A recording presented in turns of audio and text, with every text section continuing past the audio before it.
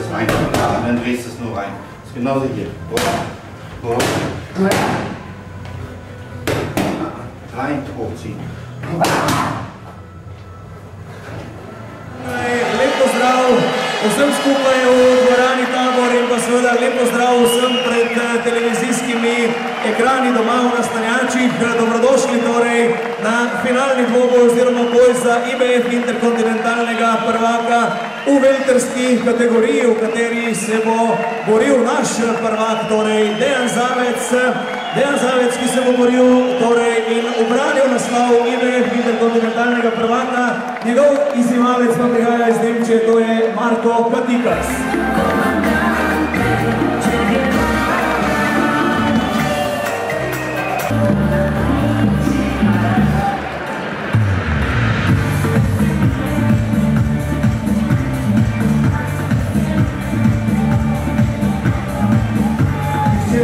Domači, Mr. Sympathicus, Dejan Zavec!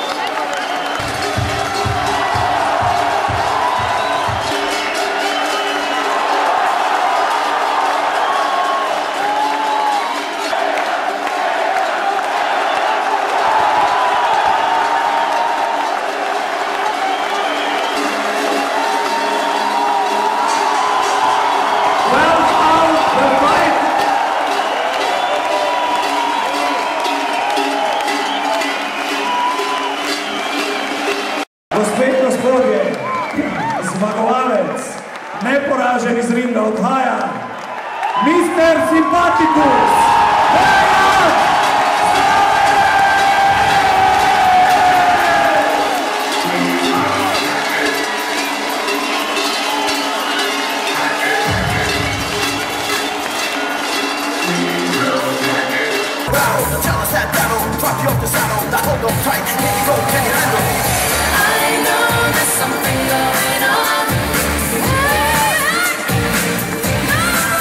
Mogoče vam malo povem, kako so potekale priprave na to borbo, pa tako nasplošno malo, kaj se je dogajalo pred tem dvobojem?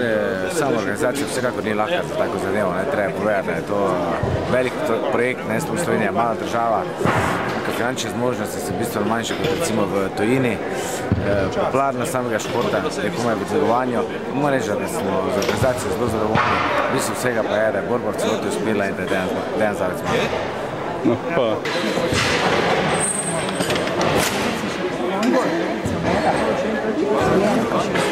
Ja, jaz moram reči, da praktično, kot sem omenjal cel čas, da pričakujem 12 rund in 12 rund tudi bilo, moram Markusu še enkrat čestitati. Čudovit borec, upravičuje tudi do sedaj vse zmage, tako da moram reči, da kaj drugega nisem pričakoval kot vse runde, seveda. Želje so eno, realnost je drugo, moram pa reči, da sem zadovoljen.